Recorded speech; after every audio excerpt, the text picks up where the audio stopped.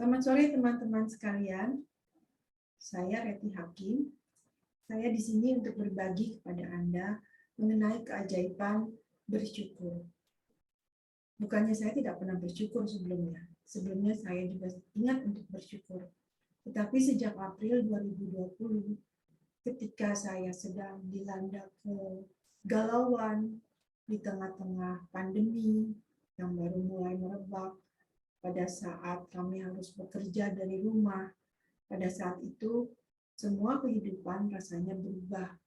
Semua hal menjadi sangat menekan. Pekerjaan dari rumah menjadi lebih berat. Dan tentu saja bagi saya yang bekerja di multimedia, itu menjadi suatu tantangan yang sangat besar. Kenapa? Karena kehidupan berubah menjadi kehidupan digital, di mana seharusnya saya menjadi lebih ahli lagi, menjadi lebih expert di dalam hal digital tersebut. Semuanya rasanya begitu menekan, begitu berat, sehingga kegalauan itu menghimpit. Pada saat itulah saya diajak untuk ikut suatu pertemuan gratitude. Gratitude itu adalah mengajak untuk bersyukur. Di dalam pertemuan bersyukur itu kami diajak untuk membuat jurnal, yaitu kami memulai jurnal dari 1/21, yaitu ajakan untuk membuat selama 21 hari jurnal bersyukur untuk membangun kebiasaan bersyukur setiap hari. Setiap hari saya harus menulis 5 hal yang saya syukuri.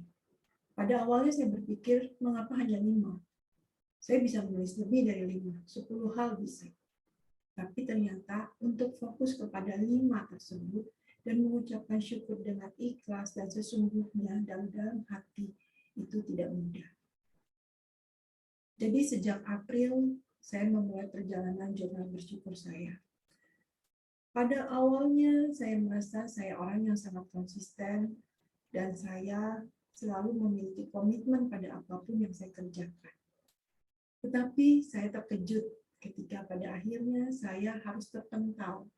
Jadi perjalanan saya 1/21 saya lewati, kemudian per 30, dan tiba-tiba menjelang perjalanan, saya lupa sih sebenarnya yang keberapa ya, mungkin mendekati 60 atau mendekati 90, saya tiba-tiba terpental harus kembali ke 1 karena saya lupa menuliskan jurnal saya. Dan yang membuat saya sangat terkejut pada saat itu adalah keinginan saya untuk berbohong. Karena pada saat itu, kalau saya tidak melaporkan bahwa saya lupa menulis, kalau saya hanya melaporkan bahwa saya lupa memposting di grup, itu tidak akan masalah, itu jalan saja seperti biasa. Tapi saya merasakan bahwa saya berbohong. Dan memiliki keinginan untuk berbohong saja, saya sudah terkejut. Oleh karena itu menjadi suatu tamparan yang sangat besar buat saya. Bahwa saya yang merasa selalu berusaha untuk menjadi anak Tuhan, dan berusaha untuk selalu berkata jujur, berbuat jujur, ternyata juga bisa tergoda untuk berbohong untuk hal yang kecil. Hal yang sebenarnya tidak masalah kan. Saya jatuh karena memang saya kelelahan, karena memang saya tidak fokus, tidak ingat untuk menulis jurnal. Dan lucunya, karena saya juga membuat jurnal Emmaus. Jurnal Emmaus saya kadang-kadang juga terlompat. Jurnal Emmaus itu jurnal kitab suci. Jadi setiap hari kami membaca kitab suci, kemudian membuat refleksi pribadi dan doa. Kalau jurnal Emmaus tersebut tidak saya bagikan di dalam kelompok, sehingga tidak ada orang yang tahu apakah saya terlompat atau tidak. Ketika membuat jurnal Emmaus terlompat tidak masalah, kenapa membuat jurnal bersyukur terlompat menjadi masalah? Itu karena dibagikan kepada orang banyak, dan banyak yang akan menilai saya. Berarti ego saya masih berbicara. Karena itu saya menjadi menyadari banyak hal yang saya masih harus belajar, banyak hal yang masih harus saya perbaiki. Itulah sebabnya saya sangat senang sehingga saya masih mengikuti kursus jurnal bersyukur sampai hari ini. Teman saya ada yang berhasil melewati 500/500 tanpa terlengkap satu kali pun. Dia berdua dengan anaknya. Dan menurut saya itu sangat membahagiakan. Bukan hanya karena dia bisa konsisten dan berkomitmen, tapi karena dia bisa mengajak anaknya juga ikut jurnal bersyukur tersebut.